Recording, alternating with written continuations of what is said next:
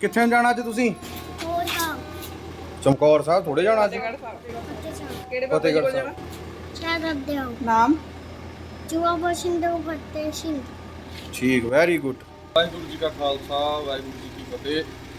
ਸੰਗਤ ਜੀ, ਅੱਜ ਚੱਲੇ ਆ ਜੀ ਸ਼ਹੀਦਾਂ ਦੀ ਪਾਵਨ ਪਵਿੱਤਰ ਧਰਤੀ ਫਤਿਹਗੜ੍ਹ ਸਾਹਿਬ ਵਿਖੇ। ਧੰਨ ਬਾਬਾ ਜ਼ੋਰਾਵਰ ਸਿੰਘ ਤੇ ਧੰਨ ਬਾਬਾ ਫਤਿਹ ਸਿੰਘ, ਧੰਨ ਮਾਤਾ ਗੁਜਰੀ ਜੀਆਂ ਦੇ ਚਰਨਾਂ ਵਿੱਚ ਸੀਸ ਨਿਵਾਉਣ ਦੇ ਲਈ।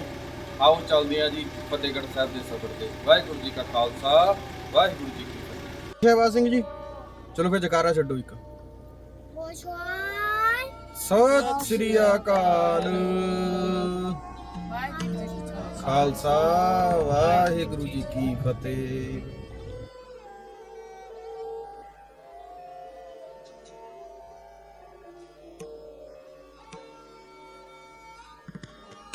ਕਰਾਲੀ ਪਹੁੰਚ ਚੁੱਕੇ ਹਾਂ ਜੀ ਅਸੀਂ।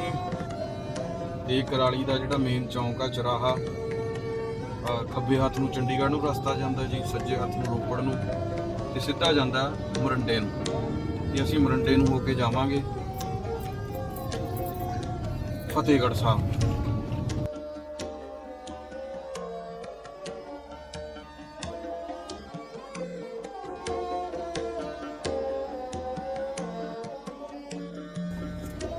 क्या कर लगे जी ਆਪਾਂ? ਕਿੰਨਾ ਭਾਜੀ, ਕਿੰਨਾ ਹੈ ਜੀ? 87।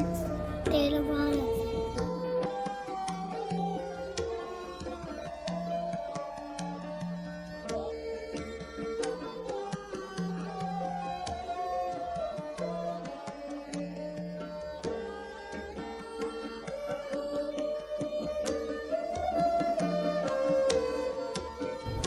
ਹਾਂ, ਜਾਂ ਬਣ ਜੂਗਾ ਫਿਰ ਆਪਾਂ ਸਿੱਧੇ ਲੰਘ ਜੇ ਕਰੂਗੇ। ਇੱਥੇ ਰੇਲ ਗੱਡੀ ਲੰਘਦੀ ਸੀਗੀ ਪਹਿਲਾਂ, ਫਾਟਕ ਸੀਗੇ। ਲੈ ਲੈ ਰੱਤੀ ਹਾਂ, ਰੇਲ ਗੱਡੀ ਉਹ ਬਾਜ ਹੈ ਟਮਾਟਰ ਯਾਦ ਹੈ, ਉਰੇ ਨੂੰ ਗੱਡੀ ਲੰਘਦੀ ਹੁੰਦੀ। ਤੁਹਾਨੂੰ ਵਧੀਆ ਲੱਗਿਆ ਇਹ? ਪਾਪਾ ਹਾਂਜੀ। ਪਾਪਾ ਨੇ ਆਪ ਜਾ ਜਾ ਤੂੰ ਨਹੀਂ ਆਣਾ ਪਾਣੇ ਇੱਧਰ ਹੀ ਨੂੰ ਆਣਾ ਕਾਤੇ? ਫਿਰ ਤੂੰ ਹੀ ਆਂਦੀ ਹੋਂਗੀ ਰੱਤੀ ਆਪਾਂ ਨੇ ਬਾਹਰ ਨੂੰ ਨਿਕਲ ਜਾਣਾ ਸਿੱਧੇ ਕਰ। ਨਾ ਬੱਤ ਨੂੰ ਆਂਦੀਆਂ ਰੱਤੀਆਂ ਉਹ ਆਉਂਦੀਆਂ ਤਾਂ ਹੈਗੀਆਂ, ਆਪਾਂ ਨੇ ਫਿਰ ਫਰਕ ਚੱਲਦਾ। ਵਾਹਿਗੁਰੂ ਵਾਹਿਗੁਰੂ ਵਾਹਿਗੁਰੂ ਵਾਹਿਗੁਰੂ ਵਾਹਿਗੁਰੂ ਵਾਹਿਗੁਰੂ ਵਾਹਿਗੁਰੂ ਵਾਹਿਗੁਰੂ ਵਾਹਿਗੁਰੂ ਵਾਹਿਗੁਰੂ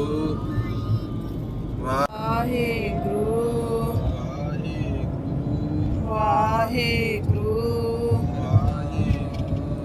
ਵਾਹਿਗੁਰੂ ਵਾਹਿਗੁਰੂ।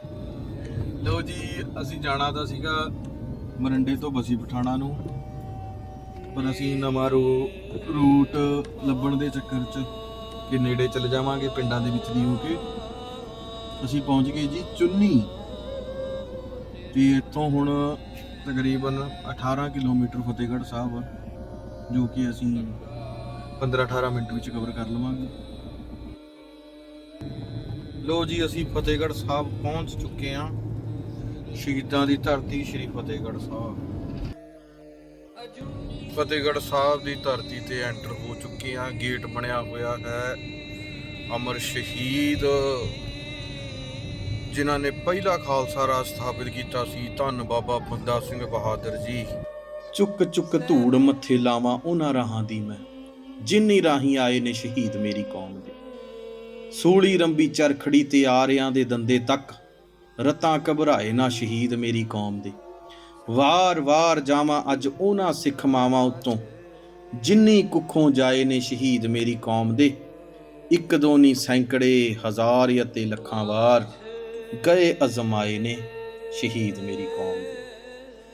ਤੇ ਇਹ ਉਹ ਪਾਵਨ ਪਵਿੱਤਰ ਧਰਤੀ ਜਿੱਥੇ ਧੰਨ ਬਾਬਾ ਜ਼ੋਰਾਵਰ ਸਿੰਘ, ਧੰਨ ਬਾਬਾ ਫਤਿਹ ਸਿੰਘ, ਧੰਨ ਮਾਤਾ ਗੁਜਰੀ ਜੀਆਂ ਨੇ ਸ਼ਹਾਦਤਾਂ ਦੇ ਜਾਮ ਕੀਤੇ।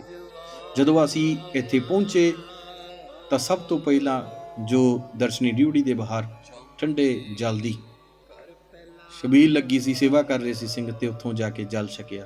ਅੰਮ੍ਰਿਤ ਵਰਗਾ ਮਿੱਠਾ ਜਲ ਛਕ ਕੇ ਰੂਹ ਨੂੰ ਆਨੰਦ ਆ ਗਿਆ। ਫਿਰ ਅਸੀਂ ਗੁਰਦੁਆਰਾ ਸਾਹਿਬ ਦੇ ਅੰਦਰ ਦਾਖਲ ਹੋਏ। ਗੁਰਦੁਆਰਾ ਸਾਹਿਬ ਦੀ ਸੁੰਦਰ ਇਮਾਰਤ, ਮਨ ਨੂੰ ਮੋਹਣ ਵਾਲੇ ਦ੍ਰਿਸ਼ ਦਰਸ਼ਨ ਕੀਤੇ ਤੇ ਬਹੁਤ ਆਨੰਦ ਆਇਆ, ਰੂਹ ਨੂੰ ਸਕੂਨ ਮਿਲਿਆ। ਤੇ ਅੱਗੇ ਜੋੜਾ ਘਰ ਵਿੱਚ ਗਏ, ਜਿੱਥੇ ਜਾ ਕੇ ਸੇਵਾਦਾਰਾਂ ਨੇ ਦਾਸ ਤੇ ਪਰਿਵਾਰ ਦੇ ਜੋੜਿਆਂ ਨੂੰ ਜੋੜਾ ਘਰ ਵਿੱਚ ਜਮ੍ਹਾਂ ਕਰ ਲਿਆ। ਟੋਕਨ ਦਿੱਤਾ ਗਿਆ। ਸ਼ਹਿਬਾਜ਼ ਸਿੰਘ ਨੂੰ ਵੇਖ ਕੇ ਸੇਵਾਦਾਰ ਬਹੁਤ ਖੁਸ਼ ਹੋਏ, ਉਹਨਾਂ ਨੇ ਖਾਣ ਨੂੰ ਟੌਫੀ ਦਿੱਤੀ।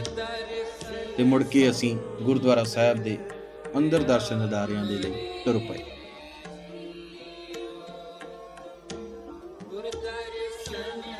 ਮਾਤਾ ਜੀ ਨੇ ਆਖਿਆ ਕਿ ਕੜਾਹ ਪ੍ਰਸ਼ਾਦ ਦੀ ਦੇਗ ਕਰਵਾਉਣੀ ਆ, ਸ਼ਹੀਦਾਂ ਦੇ ਦਰ ਤੇ ਆਏ ਆ। ਤੇ ਫਿਰ ਜਾ ਕੇ ਜਿਹੜਾ ਕਾਊਂਟਰ ਬਣਿਆ ਹੋਇਆ, ਉੱਥੋਂ ਕੜਾਹ ਪ੍ਰਸ਼ਾਦ ਦੀ ਦੇਗ ਪਰਚੀ ਲੈ ਕੇ ਤੇ ਨੈਕਸਟ ਕਾਊਂਟਰ ਤੋਂ ਦੇਗ ਲੈ ਕੇ ਮਾਤਾ ਜੀ ਵਾਪਸ ਆਏ। ਤੇ ਮੁੜ ਕੇ ਅਸੀਂ ਗੁਰਦੁਆਰਾ ਸਾਹਿਬ ਦੇ ਅੰਦਰ ਦਰਸ਼ਨ ਦੇ ਲਈ ਗਏ।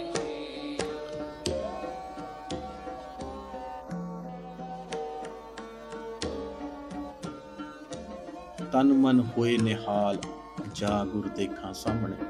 ਅੰਦਰ ਸੁੰਦਰ ਪਾਲਕੀ ਦੇ ਵਿੱਚ ਧੰਨ ਗੁਰੂ ਗ੍ਰੰਥ ਸਾਹਿਬ ਮਹਾਰਾਜ ਸੁਭਾਏਮਾਨ ਸਨ। ਰਾਗੀ ਸਿੰਘ ਬੜੀ ਸੁਰੀਲੀ ਆਵਾਜ਼ ਵਿੱਚ ਕੀਰਤਨ ਕਰ ਰਹੇ ਸੀ। ਜਾ ਕੇ ਸਤਿਗੁਰਾਂ ਨੂੰ ਨਮਸਕਾਰ ਕਰਕੇ ਸੰਗਤ ਵਿੱਚ ਬੈਠ ਕੇ ਕੁਝ ਸਮਾਂ ਉੱਥੇ ਚੱਲਦੇ ਕੀਰਤਨ ਦਾ ਅਸੀਂ ਆਨੰਦ ਮਾਣਿਆ। ਤੇ ਵਾਪਸ ਆ ਕੇ ਤੇ ਜਿਹੜਾ ਨਾਲ ਹੀ ਭੂਰਾ ਸਾਹਿਬ ਨੂੰ ਰਸਤਾ ਜਾਂਦਾ ਤੇ ਉਸ ਰਾਹੀਂ ਫਿਰ ਅਸੀਂ ਭੂਰਾ ਸਾਹਿਬ ਵਿੱਚ ਦਾਖਲ ਹੋਏ। ਤੇ ਜਦੋਂ ਉੱਥੇ ਗਏ ਤਾਂ ਕੁਝ ਗੁਰਸਿੱਖ ਵੀਰ ਅੰਦਰ ਸਫਾਈ ਦੀ ਸੇਵਾ ਕਰ ਰਹੇ ਸੀ ਤੇ ਉਹ ਮਨ ਨੂੰ ਸੰਗਮਰਮਰ ਨਹੀਂ ਸਾਫ਼ ਕਰ ਰਹੇ ਸੀ, ਉਹ ਆਪਣੇ ਅੰਦਰ ਦੀ ਲੱਗੀ ਜਨਮਾਂ ਜਨਮਾਂਤਰਾਂ ਦੀ ਮੈਲ ਨੂੰ ਲਾ ਰਹੇ ਸੀ।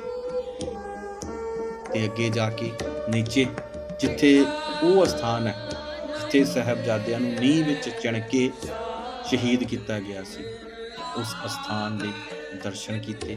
ਆਪ ਸੰਗਤਾਂ ਵੀ ਉਸ ਅਸਥਾਨ ਦੇ ਦਰਸ਼ਨ ਕਰੋ। ਤੇ ਮੁੜ ਕੇ ਬਾਹਰ ਆਏ। ਵਾਪਸ ਆ ਕੇ ਗੁਰਦੁਆਰਾ ਸਾਹਿਬ ਦੇ ਨਾਲ ਹੀ ਇੱਕ ਛੋਟੀ ਜਿਹੀ ਇਮਾਰਤ ਹੋਰ ਬਣੀ ਹੈ, ਜਿੱਥੇ ਧੰਨ ਬਾਬਾ ਬੰਦਾ ਸਿੰਘ ਬਹਾਦਰ ਜਦੋਂ ਉਹਨਾਂ ਨੇ ਆ ਕੇ ਸਰਹੰਦ ਨੂੰ ਫਤਿਹ ਕੀਤਾ ਸੀ ਤੇ ਉੱਥੇ ਉਹਨਾਂ ਗੁਰਸਿੱਖਾਂ ਦੇ ਜਿਹੜੇ ਮੈਦਾਨੇ ਜੰਗ ਵਿੱਚ ਜੂਝ ਕੇ ਸ਼ਹਾਦਤਾਂ ਦੇ ਜਾਮ ਪੀ ਗਏ ਸੀ, ਉਹਨਾਂ ਦੇ ਸਰੀਰਾਂ ਦਾ ਸੰਸਕਾਰ ਕੀਤਾ ਗਿਆ ਸੀ। ਉਹ ਅਸਥਾਨ ਦੇ ਦਰਸ਼ਨ ਕੀਤੇ। ਉਸ ਤੋਂ ਬਾਅਦ ਅੱਗੇ ਚੱਲ ਪਏ ਜੀ ਠੰਡਾ ਬੁਰਜ।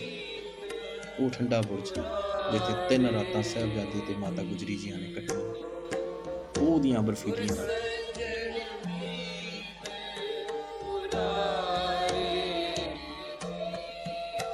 ਇੱਥੇ ਦਰਸ਼ਨ ਕੀਤੇ, ਸਤਿਗੁਰਾਂ ਦੇ ਚਰਨਾਂ ਵਿੱਚ ਕੁਝ ਸਮਾਂ ਬੈਠ ਕੇ ਆਨੰਦ ਲਿਆ।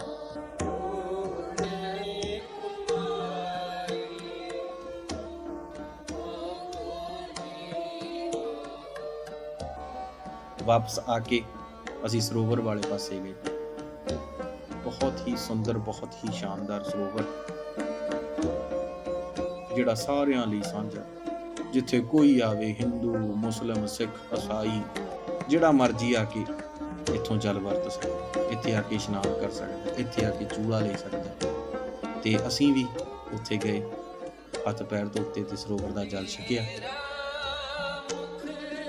ਤੇ ਵਾਪਸੀ ਤੇ ਫਿਰ ਜੋੜਾ ਘਰ ਵਿੱਚ ਆਏ ਤੇ ਜੋੜੇ ਲਏ ਵਾਪਸ, ਤੇ ਵਾਪਸ ਜੋੜੇ ਪਹਿਨ ਕੇ ਫਿਰ ਅਸੀਂ ਆਪਣੇ ਅਗਲੇ ਸਫ਼ਰ ਤੇ ਨਿਕਲ ਗਏ। ਪਰ ਇੱਥੋਂ ਜਾਂਦਿਆਂ ਜਾਂਦਿਆਂ ਇੱਕ ਸ਼ੇਰ ਯਾਦ ਆ ਗਿਆ।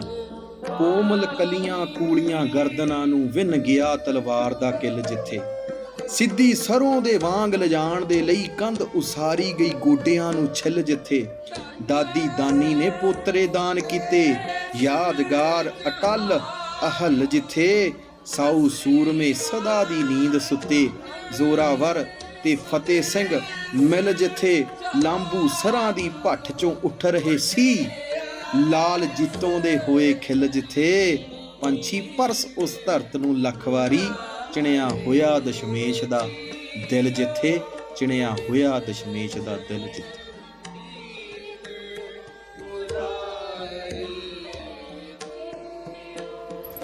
ਹਾਂਜੀ, ਦਰਸ਼ਨ ਦਿਦਾਰੇ ਕਰਕੇ ਵਾਪਸ ਆ ਗਏ ਹਾਂ ਜੀ। ਬਹੁਤ ਵਧੀਆ ਆਨੰਦ ਬਣਿਆ, ਬਹੁਤ ਖੁੱਲੇ ਡੁੱਲੇ ਦਰਸ਼ਨ ਦਿਦਾਰੇ। ਸਤਿਗੁਰਾਂ ਨੇ ਰਹਿਮਤ ਕੀਤੀ, ਕਿਰਪਾ ਕੀਤੀ, ਬਖਸ਼ਿਸ਼ ਹੋਏ।